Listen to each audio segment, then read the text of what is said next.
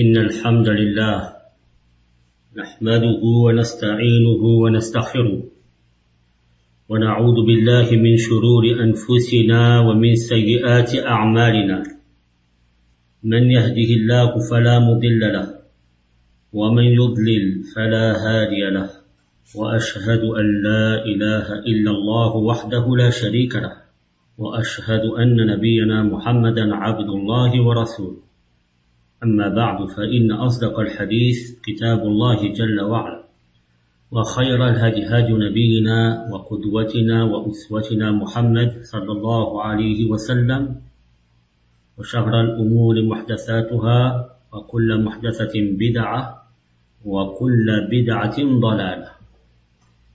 La prophétie de Haroun alayhi salatu wassalam. Qui est Haroun? Haroun est le frère de Moussa alayhi salatu wassalam, de père et de mère. De ce fait, c'est un descendant lui aussi de Ya'qub et un descendant d'Ibrahim alayhi salam. Nous avions évoqué dans le cours précédent que Moussa alayhi salatu wassalam, qui était encore à Madian, voulut rejoindre les siens en Égypte, et cela sans se faire remarquer. Depuis 10 ans qu'il avait quitté l'Égypte et qu'il n'avait pas vu sa mère, sa sœur et son frère, ces derniers lui manquaient terriblement. Il quitta donc Madian en compagnie de son épouse et il fut dit aussi de ses enfants. Et ceci je le mets au conditionnel car cela est rappelé par les gens du livre et non dans le Coran ou la Sunna authentique, à savoir que Moussa avait des enfants. Il se dirigea vers l'Égypte et en cours de chemin, en pleine nuit dans le désert, il perdit son chemin. Lorsqu'il aperçut au loin un feu, il prit le soin de laisser sa famille à l'arrière et alla trouver ce feu, espérant ainsi en prendre un tison pour se réchauffer ou encore demander le chemin et la route. Lorsqu'il s'approcha du feu, Allah subhanahu wa ta'ala lui parla, lui annonça sa mission future et le raffermit en lui montrant 2 signes qu'il devra faire valoir devant Pharaon afin de crédibiliser son message. Allah tabaraka wa ta'ala nous informe des paroles de Moussa à cet effet dans la sourate numéro 28, les versets 33 à 35. قال الله جل وعلا قال رب إني قتلت منهم نفسا فأخاف أن يقتلون وأخي هارون هو أفصح مني لسانا فأرسله معي يريد أن يصدقني إني أخاف أن يكذبون قال سنشد عضدك بأخيك ونجعل لكما سلطانا فلا يصلون إليكما بآياتنا أنتما ومن اتبعكما الغالبون. Seigneur, dit Moussa, j'ai tué un des leurs et je crains qu'il ne me tue. Mais Haroun, mon frère, est plus éloquent que moi. Envoie-le donc avec moi comme auxiliaire, ainsi il confirmera la véracité de mon message. Je crains vraiment qu'il ne me traite de menteur.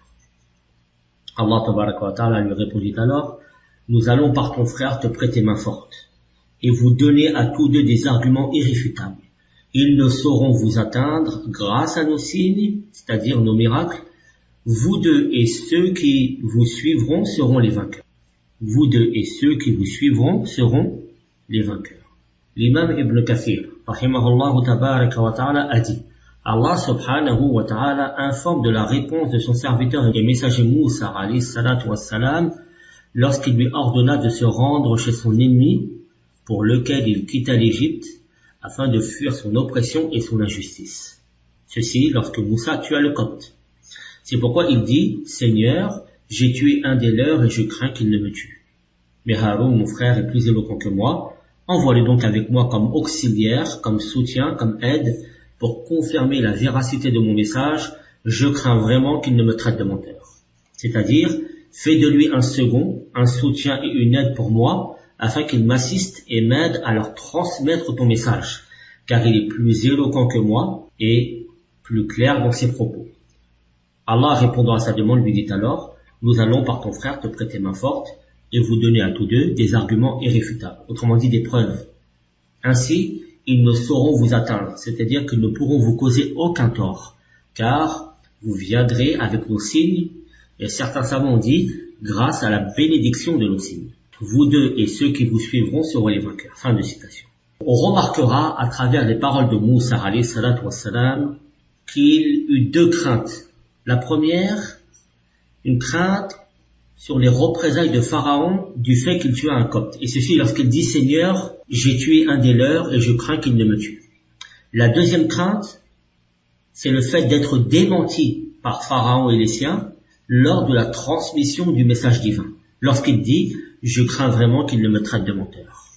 Allah subhanahu wa ta'ala répondit alors à son messager pour chacune de ces deux craintes et il les honora, lui et Haroun, par une troisième chose.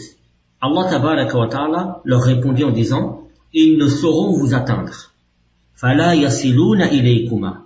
Cela leva leur crainte vis-à-vis d'éventuelles représailles de Pharaon et ses soldats. En effet, Pharaon aurait pu le tuer, lui et son frère, car il en avait la capacité. Mais Allah subhanahu wa ta'ala l'en détourna. Deuxième crainte, Allah tabaraka wa ta'ala y répond en disant, nous allons par ton frère te prêter main forte. Et cela leva leur crainte sur le fait qu'ils soient démentis dans le message qu'ils porteront. Puis Allah tabaraka wa ta'ala les a honorés par une troisième chose qu'ils n'ont pas demandé. Allah leur dit, et je vous donnerai à tous deux des arguments irréfutables. Cela montre aussi qu'Allah tabaraka wa ta'ala a fait de Haroun un complément dans la prédication de Moussa alayhi salatu wassalam et non une personne qui viendra se substituer à lui. Car le message sera porté principalement par Moussa alayhi salatu wassalam et quand le besoin s'en fera sentir, Haroun viendra le suppléer et l'aider dans cette tâche. Il y a une autre remarque ici importante à souligner. On retrouve dans ces épisodes, dans cette situation, des similitudes avec le récit de notre prophète Mohammed alayhi salatu wassalam. Similitudes entre Moussa et Mohammed, dont nous avons déjà fait allusion en introduction des cours sur le prophète Moussa alayhi salatu wassalam. En effet, la révélation leur est venue subitement, tous deux, dans la caverne de l'Hira pour le messager d'Allah sallallahu alayhi wa sallam et près du mont Sinaï pour Moussa alayhi salatu wassalam. Aucun des deux ne s'y attendait. Ils furent tous deux envahis de crainte. Allah subhanahu wa ta'ala les raffermit tous les deux et ils furent tous deux envoyés vers leur peuple pour porter le message d'Allah subhanahu wa ta'ala et enfin Allah les protégea contre leurs ennemis. De même, nous avons dans la sourate 20, versets 24 à 36, un peu plus de détails concernant cet épisode, cette discussion entre Moussa et son Seigneur. Allah dit tabaraka wa ta'ala, اذهب إلى فرعون إنه طغى قال رب اشرح لي صدري ويسر لي أمري واحلل عقدة من لساني يفقه قولي واجعل لي وزيرا من أهلي هارون أخي أشدد به أزري وأشركه في أمري كي نسبحك كثيرا ونذكرك كثيرا إنك كنت بنا بصيرا قال قد أوتيت سؤلك يا موسى. Rends-toi auprès de Pharaon, car il a outrepassé toute limite. Moussa dit alors, Seigneur, ouvre-moi ma poitrine et facilite ma mission, et dis-nous un nœud dans ma langue, afin qu'il comprenne mes paroles, et assigne-moi un assistant de ma famille, Haroun mon frère, accrois par lui ma force, et associe-le à ma mission, afin que nous te glorifions beaucoup, et que nous t'invoquions beaucoup. Et toi, certes, tu es très clairvoyant sur nous et notre situation.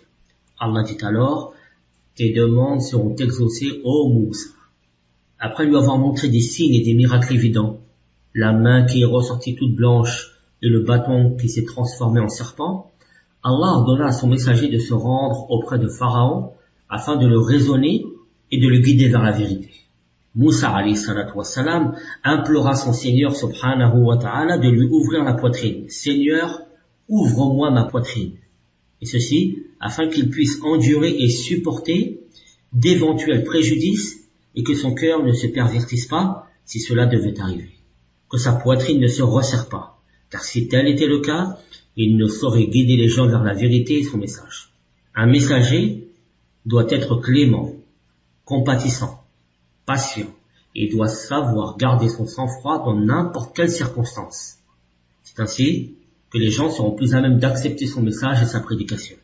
Puis Moussa alayhi salatu wassalam demanda qu'Allah lui facilite son affaire en disant « Et facilite ma mission dans toute chose que je ferai dans ton sentier, et facilite-moi toute difficulté que je pourrai rencontrer. » Parmi les formes de facilité est que le messager agisse de la meilleure des manières, au moment opportun, et en s'adressant aux gens par des paroles efficientes et touchantes, chacun selon son cas et sa situation, les appelant à suivre son message par les plus simples et les plus directes des paroles.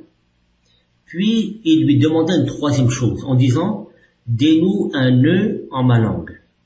Car en effet, Moussa alayhi salatu wassalam était dur à comprendre lorsqu'il parlait. Et c'est pour cette raison qu'il dit « Mais Haroun, mon frère, est plus éloquent que moi ».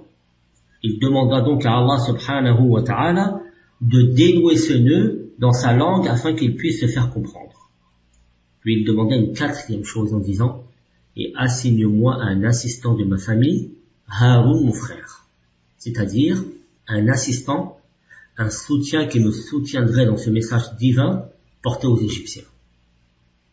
Donc il lui demanda qu'il soit son frère Haroun alayhi salatu wassalam au titre de la bonté accordée aux proches.